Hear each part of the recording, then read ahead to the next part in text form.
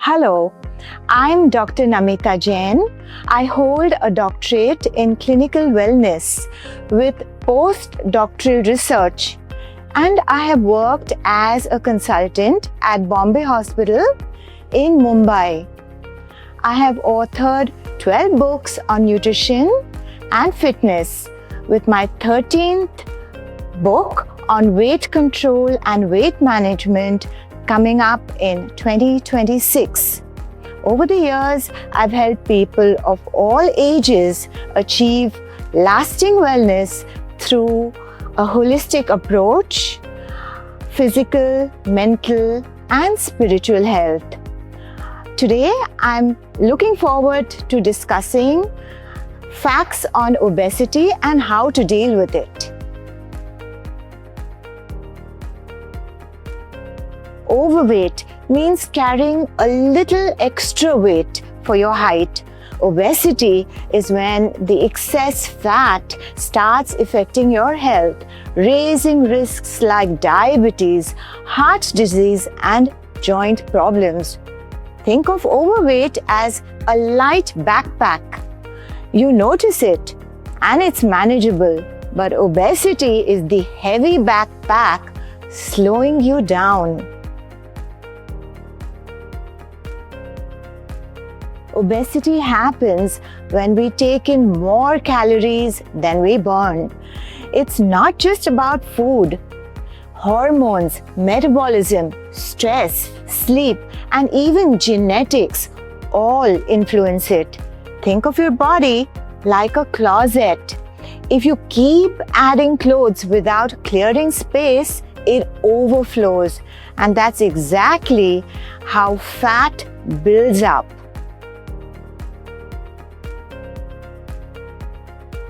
Anyone can gain weight, but some groups are at a higher risk. Children with unhealthy eating habits, adults with sedentary jobs, women after pregnancy or menopause, and anyone facing chronic stress or poor sleep. Often, it's our daily lifestyle habits that tip the balance towards weight gain.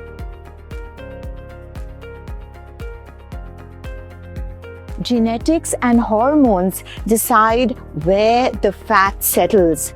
Some carry it around the belly, others on the hips and thighs. Hormones such as insulin and cortisol also influence this. And this is precisely why there is no such thing as spot reduction. When you lose weight in your genetically coded manner. So a lot of people eat a lot of food and don't gain weight. Some people eat such little food and gain weight. And yes, why is that so? Again, this depends on your body's metabolism, your genetics, your hormones, thyroid function, muscle mass, gut health, and lifestyle factors like sleep and stress. Therefore, when you exercise, you're increasing the body's metabolism, and sedentary lifestyle actually decreases the body's metabolism. And yes, therefore, everyone handles food differently. Genes do make it easier to gain weight, no doubt. But lifestyle determines the outcome. Your diet, your physical exercise, activity level, sleep are the real game changers. So it's up to you. If you want to get fit and slim, you have to make the effort. The weight you carry does not define your activity levels. Some people with obesity stay active because they exercise regularly with discipline and maintain good strength. The others may find movement harder because of joint pain, weak muscles, or some underlying health conditions. So in this case, what do? you consult your healthcare provider and ask him to suggest exercises that are suitable for you. For example, sometimes swimming, aqua exercises, or the stationary bike work great, even for joint conditions. So don't give up trying. Consult your physician, healthcare provider, and definitely include some exercise that suits you. So dieting alone rarely works long term. Extreme diets or skipping meals can actually slow down the body's metabolism. Sustainable weight loss requires a holistic approach. Balanced nutrition, regular movement, exercise, good sleep and stress management, and also sometimes medical intervention. All these play a role in losing weight.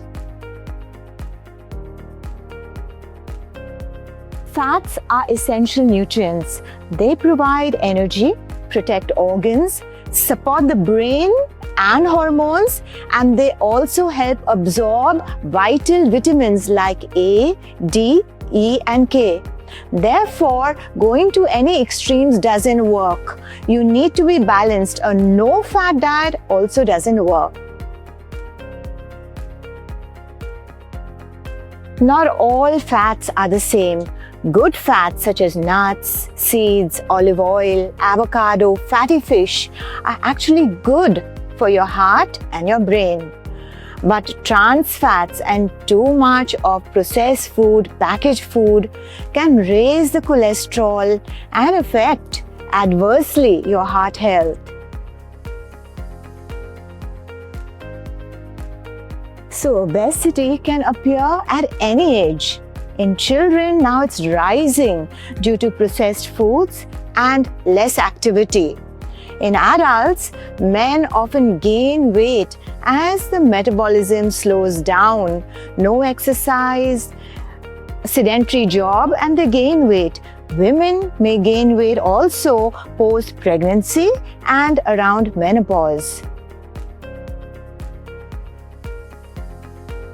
In men, obesity can often lead to heart disease, fatty liver, diabetes.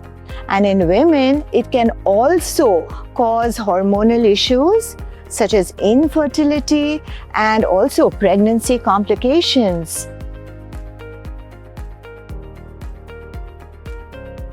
Focus on daily habits. Eat mindfully, stay physically active, exercise regularly, manage your stress, and get good quality sleep. Small, consistent changes today prevent big problems tomorrow.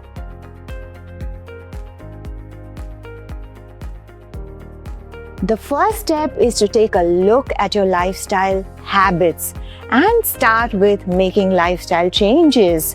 A balanced nutrition, regular movement, and of course, check for underlying medical issues.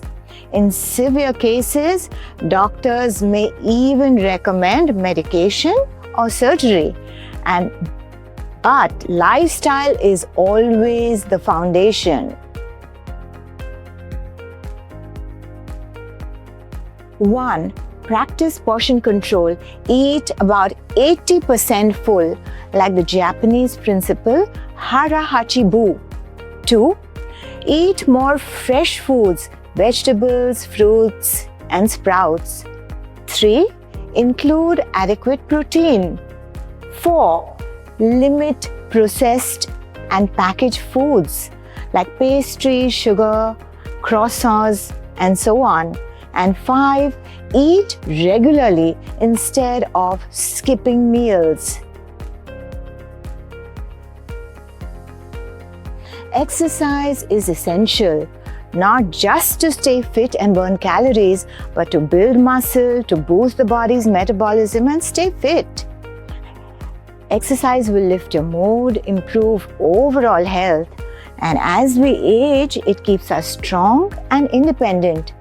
Choose activities that you enjoy, like walking, yoga, swimming, dancing, and also include some balance, stretching, and strength exercises.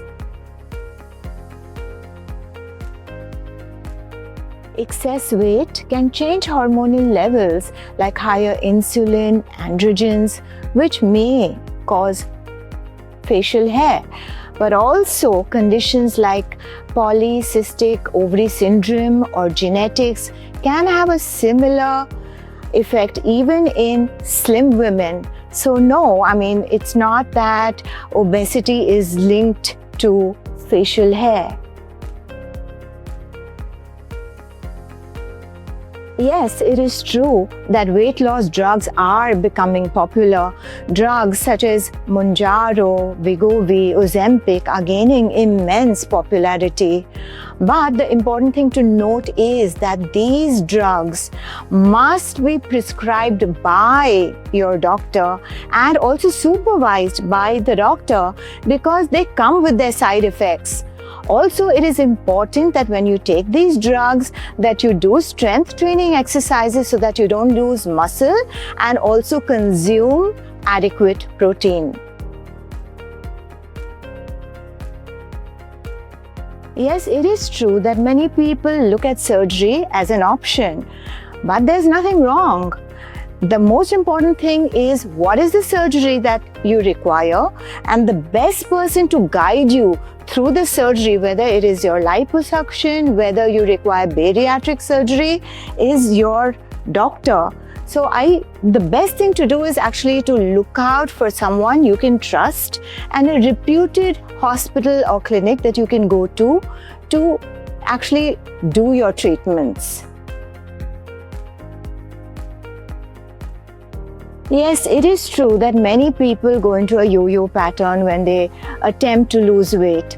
So they start an exercise and a diet routine, and after a point they find that they've not really lost weight, or they've lost weight and then they've gained back the weight.